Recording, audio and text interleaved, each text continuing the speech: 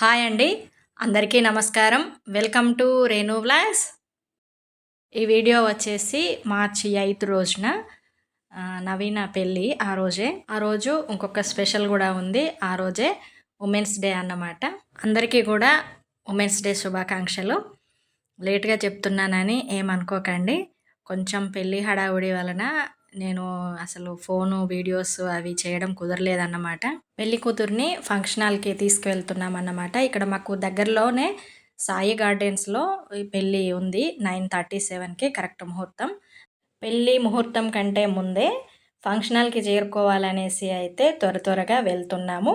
మా ఇంటి దగ్గర నుండి ఫంక్షన్ హాల్కి చేరుకోవడానికి 15 మినిట్స్ టైం పడుతుంది. త్వరగా మండపానికి వెళ్ళాలి కదా అనేసి మార్నింగ్ పూట టిఫిన్ కూడా చేయకుండా బయలుదేరుతున్నాం.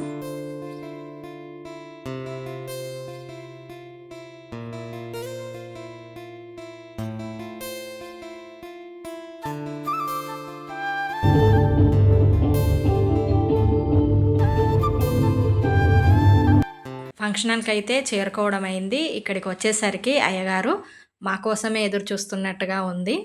పెళ్ళికి ముహూర్తం టైం దగ్గర పడుతూ ఉండడంతో అయ్యగారు త్వరగా ఎదుర్కోలు కార్యక్రమం చేసుకోవాలి అనేసి అయితే చెప్తూ ఉన్నారు. పెళ్లి మండపం అయితే పూలతో చాలా చక్కగా డెకరేషన్ చేశారన్నమాట. మండపంలో ఉన్నటువంటి పద్మావతి వెంకటేశ్వర స్వామి వారికి బొట్టు పెట్టి ఇక పోల్ పోయడం అయితే స్టార్ట్ చేశారు. ఉదయం పూట పెళ్లి కావడంతో నైట్ అంతా ఎవరికి సరిగా నిద్ర లేదు. అయినా సరే పెళ్లి మాత్రం కరెక్ట్ టైంకు కావాలనేసి అందరూ అనుకోవడం అయింది. పెళ్లి కూతురు తల్లి ఒకప్పుడైతే శారీస్ కానీ ధోతీస్ కానీ ఇలాగ వేసుకునేవాళ్ళు. ఇప్పుడు కొంచెం కాలం మారింది కాబట్టి కొంచెం లేటెస్ట్గా ఇలాగా లేస్ కానీ పట్టీలు కానీ వేస్తున్నారు. కూతురు తల్లి ఇలాగ ఇంటూ షేప్లో పట్టీ వేసుకొని కన్యాదానం చేస్తారన్నమాట.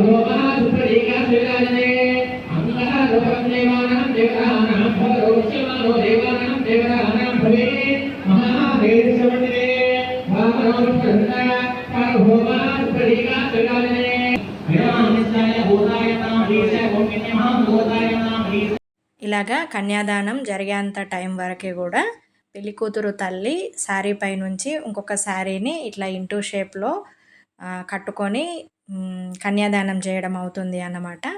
కన్యాదానం అయిన తర్వాత అది తీసివేస్తారు. పాణిగ్రహణం అయిన తర్వాత ఆ వాటర్ని పిల్ల మేనమామ తీసుకెళ్ళి ఎవరు తొక్కని ప్లేస్లో అయితే పారబోస్తారు.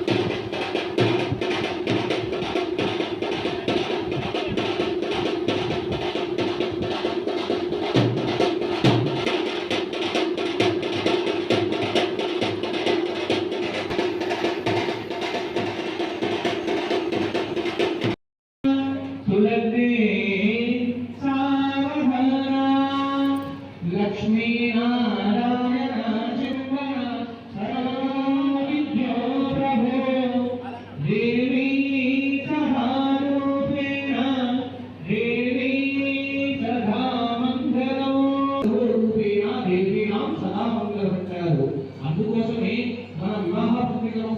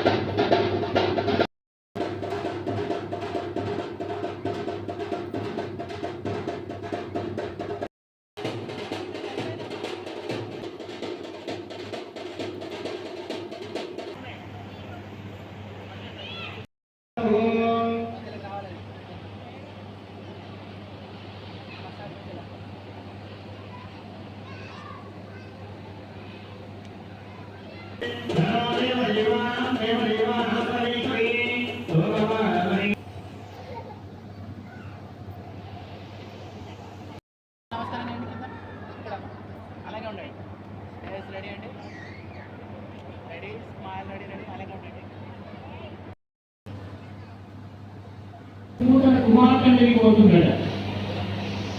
కానీ ఆ విధంగా సర్వేషా మమ రూపస్య మానో పరిపూర్ణోధార్య అజ్ఞానం జీవకుయాత్. అంటే ఇప్పటి వరకు కూడా సుమూర్త అడుగు పెట్టిన తర్వాత అమ్మాయి చూస్తున్నట్టే శతమాని భవతి అనే ఉచ్చరణ ఉంటుంది. అందుకోసమే అజ్ఞానం రూపస్య మానో పరిపూర్ణోధార్య అజ్ఞానం సర్వో మమ రూపస్య మానో పరిపూర్ణిగా ఎక్కువ ఉంటుంది. మమ రూపస్య మానో పరిపూర్ణోధార్య అజ్ఞానం సర్వో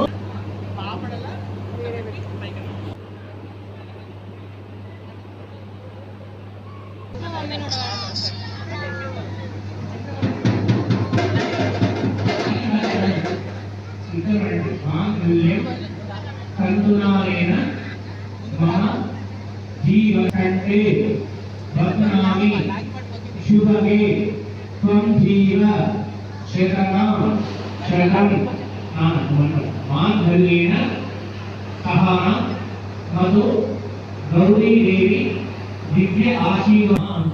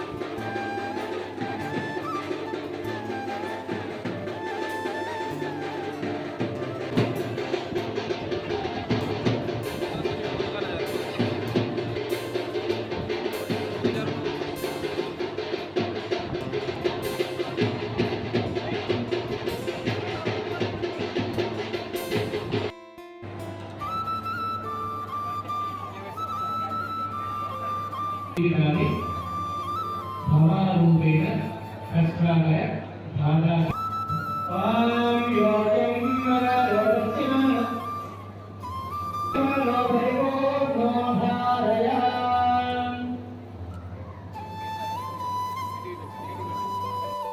ఎవరి ఆరోగ్యకరంగా ఉండేటువంటి అబ్బాయి అమ్మాయి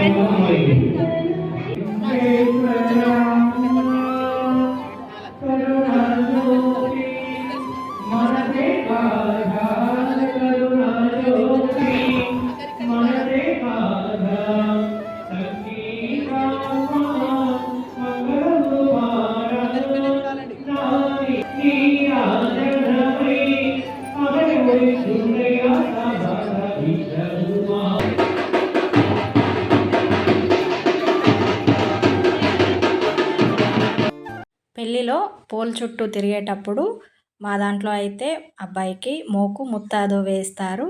అలాగే అమ్మాయి పెరుగన్నంతో తిరుగుతుందన్నమాట. అమ్మాయి పెరుగన్నం మాత్రం రొటీన్ మారడం లేదు. కాకపోతే అబ్బాయి మాత్రం మోకు ముత్తాదు కాకుండా బుక్కు పెన్ను పట్టుకొని అయితే పోల్ చుట్టూ తిరగడం అవుతుంది. ఇప్పుడు ఉన్న జనరేషన్లో వాళ్ళందరూ కూడా ఇలాగే బుక్కు పెన్నుతోనే పోల్ చుట్టూ తిరగడం అవుతుంది.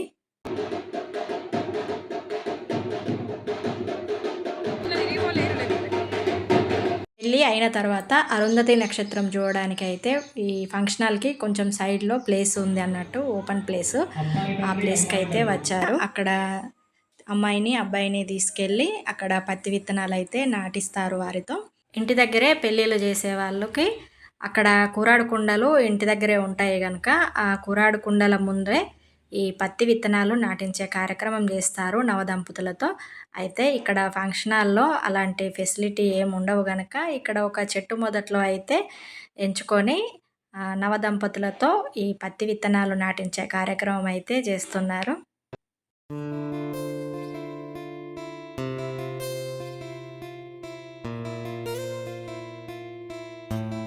పత్తి విత్తనాలు నాటడం పూర్తయిన తర్వాత చేతులు కడుక్కొని పెళ్లి కూతురు తీసుకొచ్చిన సద్ది ఉంటుంది కదా, ఆ సద్దిలోని పెరుగన్నాన్ని ఇద్దరు ఒకరికొకరు షేర్ చేసుకొని తినడం అవుతుంది.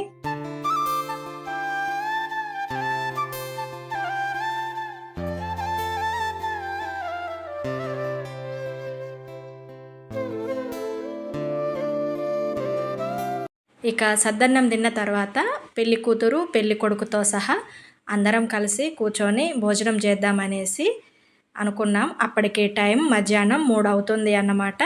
అప్పటికి ఫంక్షన్ హాల్ మొత్తం ఖాళీ అయ్యింది. పెళ్లి కార్యక్రమం అంతా పూర్తయిపోయిన తర్వాత ఇంకా చివరిలో అన్నమాట. అయితే అమ్మాయికి పూసలు గుచ్చే కార్యక్రమం కూడా ఇదే మండపంలో చేద్దామనేసి అయితే అనుకోవడం అయింది. ఉన్న టైంలోనే పూసలు గుచ్చే కార్యక్రమం కూడా అక్కడే పెట్టుకోవడం అయింది. పెళ్ళయ్యాక మరొక రోజున మంచి రోజు చూసుకొని ఈ నల్లపూసలు గుచ్చే కార్యక్రమం ఏర్పాటు చేస్తారన్నమాట. అయితే అదే రోజు కూడా బాగుండడంతో అబ్బాయిచే నల్లపూసలు అల్లించి గోల్డ్ చైన్కి కట్టి అమ్మాయి మెడలో వేయించడం అయింది. మొత్తానికైతే పెళ్ళి మాత్రం చాలా బాగా జరిగింది. ఇదేనండి పెళ్ళి వీడియో కనుక మీకు నచ్చినట్లయితే లైక్ చేయండి. అలాగే మొదటిసారి ఎవరైనా చూస్తున్నట్లయితే తప్పకుండా సబ్స్క్రైబ్ చేయండి.